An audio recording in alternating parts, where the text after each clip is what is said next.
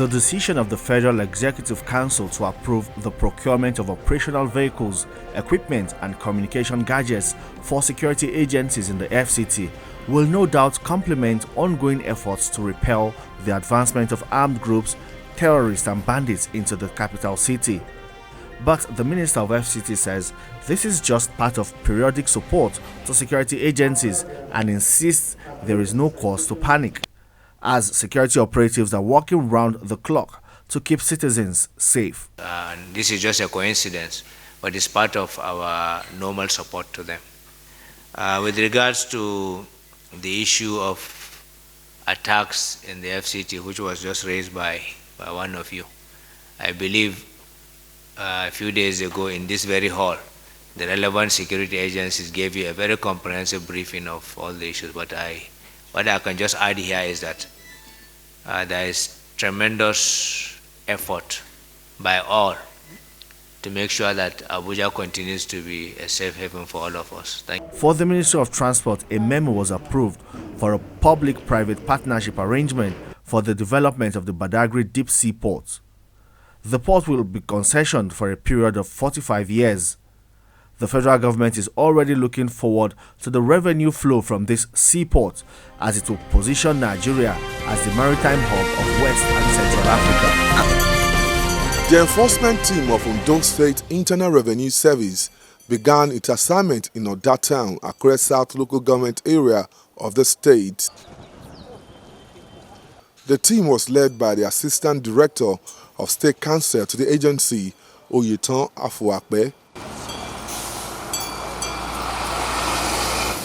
A fuel station was the first to be sealed by the enforcement team.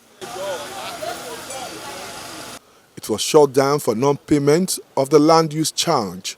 After the judgment, the court still gave them 30 days to go and pay their liabilities. But within the period, they didn't turn up.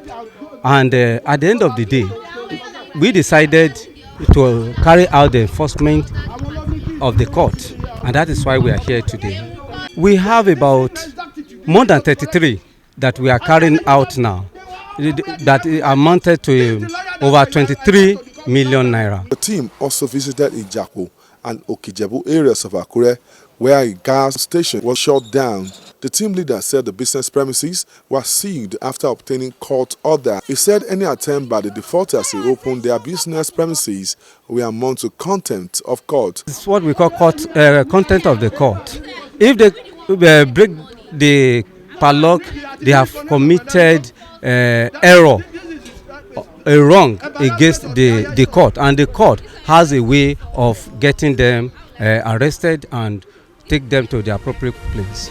It's a criminal offense. The recent state of insecurity across the country from bandits, kidnappers and terrorists has many Nigerians questioning what the police represent. They are not happy that the police as an institution is not living up to expectations of providing adequate security. Some citizens feel such factors as corruption and institutional constraints are responsible for the ineffectiveness of the police. The police force is doing all it can to change this narrative by re-evaluating its strategies towards enhancing operational response. At this conference, the IGP, Usman Baba Alkali, directs that officers immediately commence a special visibility policing operations across all commands. This, he believes, will result in a crime mapping of the areas of jurisdiction of officers. As part of major operational initiative to stabilize the internal security order, you are all directed to immediately commence a special visibility policing operation across your commands. This initiative will encompass the crime mapping of your areas of jurisdiction, identification of vulnerable points, and the massive deployment of personnel on motorized and foot patrols of the cities. The IG insists that under his watch, any officer who betrays his or her service oath will be identified and dealt with.